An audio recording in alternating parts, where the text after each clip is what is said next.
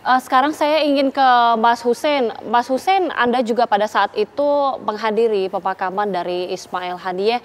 Mas Hussein mungkin bisa bercerita seperti apa kemudian pada saat pemakaman dan apakah mungkin sudah banyak informasi yang beredar bahwa terbunuhnya Ismail Haniyeh ini juga ada besar sekali keterlibatan dari Israel di dalamnya? Ya, pertama harus saya luruskan, saya tidak ikut pemakamannya karena pemakaman jenazah Ismail Haniyeh sangat terbatas dan dilakukan di area pemakaman para raja. Tapi saya ikut langsung salat jenazah di Masjid Syekh Muhammad bin Abdul Wahab di Doha, Hmm. Qatar. Mhm. Dan kemudian malamnya kita juga takziah di rumah K bersama beberapa pejabat tinggi Indonesia, di antaranya ada Pak JK dan ada juga Pak Din Samsudin dan teman-teman tradisi lainnya.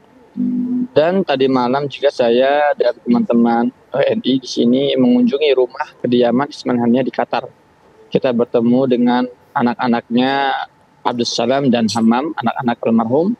Kita juga bertemu dengan istrinya Hajah Amal Haniyeh, dan kami juga bertemu dengan salah satu sosok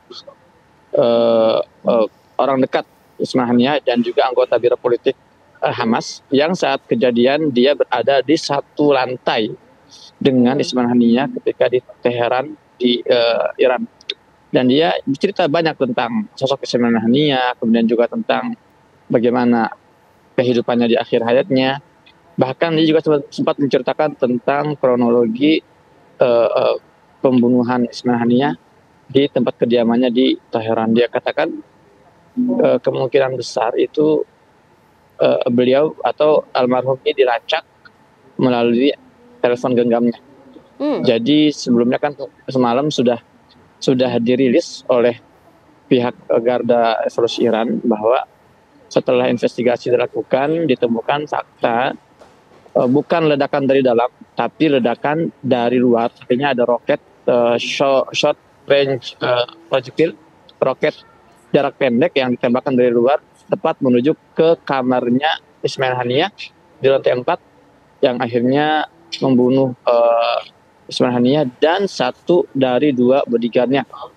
Jadi itu, dan hari ini kita juga mendengar bersama-sama poin-poin yang dikeluarkan oleh Garda Revolusi Iran yang juga dengan tegas mengatakan ada keterlibatan Israel. Mereka sudah mengumpulkan bukti dan ada keterlibatan Israel dalam aksi pembunuhan tersebut. Dan kita sekarang masih menunggu apa respon Iran, seperti halnya dikatakan tadi oleh Bapak Assegaf. Siapa tadi namanya, Pak? Ya, Mas Faisal. Mas Faisal, ya, Mas Faisal. Ya betul, kurang lebih kita masih menanti ya. Tapi kalau ada spekulasi lain, apakah orang dalam atau Iran terlibat dalam peristiwa ini kita masih belum bisa memutuskan ya, karena memang belum ada statement yang jelas ke arah seperti itu. Oke, artinya spekulasi yang sempat beredar bahwa ada penyusup ataupun ada pengkhianat internal yang dari Iran sendiri kemudian semacam memberikan informasi kepada Israel, itu sampai saat ini masih belum terkonfirmasi, Mas. Apalagi tadi Mas Hussein juga sempat menyebutkan Ismail Haniyeh ini teleponnya sempat disadap begitu.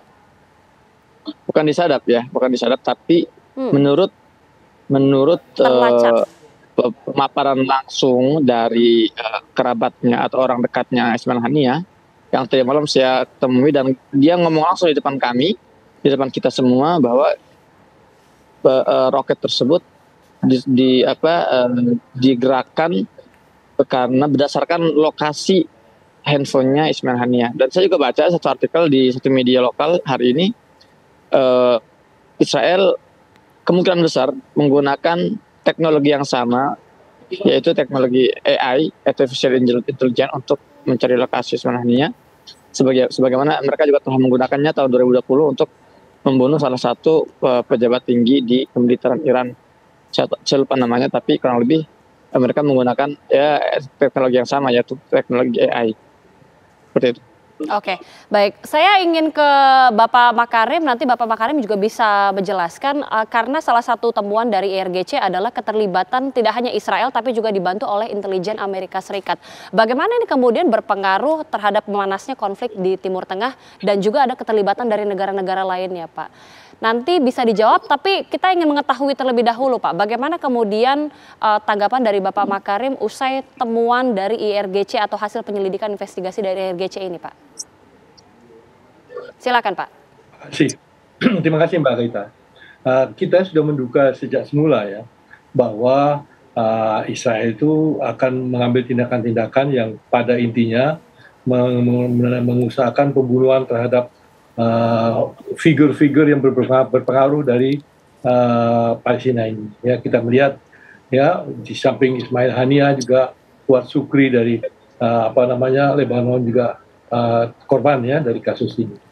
Nah, yang saya menjadi masalah ini adalah ya dengan terlibatnya ya intelligence Mossad dan juga dari tadi Mbak Agita mengatakan bahwa kemungkinan intelijen Amerika Serikat ikut serta ya kita kan semua mengetahui bahwa di antara pimpinan Palestina ya Ismail Haniyah ini termasuk pemimpin yang moderat, pemimpin yang pragmatis.